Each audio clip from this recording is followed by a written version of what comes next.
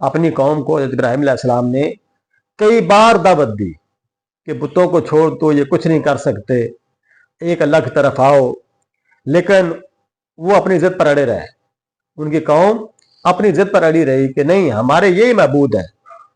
फिर एक दफ़ा हज़रत इब्राहीम अलैहिस्सलाम ने क्या किया कि उनका एक सालाना मेला लगता था, वो सारे उस मेले पर चले गए और पीछे हज़रत इब्राहीम रह गए।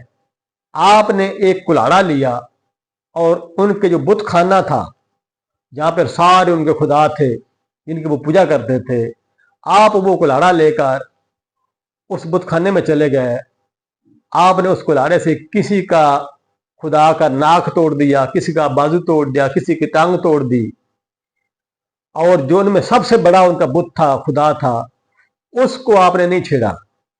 सबको तोड़ फोड़ के तो हज़रत इब्राहीम अलैहिस्सलाम ने कुल्हाड़ा उसके कंधे पर रख दिया।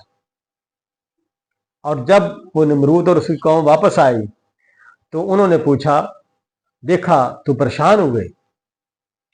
उन्होंने कहा कि ये हमारे खुदाओं के साथ क्या हो गया, किसने हमारे खुदाओं को तकलीफ दी है?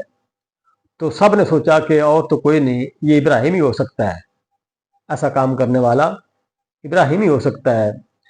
तो जब उन्होंने हज़रत इब्राहीम अलैहिस्सलाम को बुलाया और पूछा कि क्या आपने हमारे बुतों को तोड़ा है, हमारे खुदाओं को तोड़ा है, इनके बाजू काटे हैं, टांगें काटी हैं?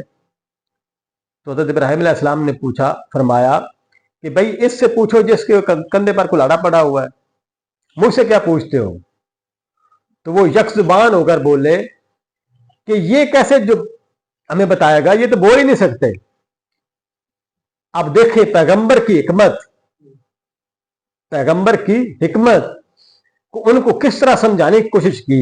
फरमाया इससे पूछो जिसके पास कुल्हाड़ा है, इसी ने किया होगा। तो उन्होंने कहा कि हम इससे कैसे पूछें, ये तो ना चल सकता है, ना फिर सकता है, ना मार सकता है।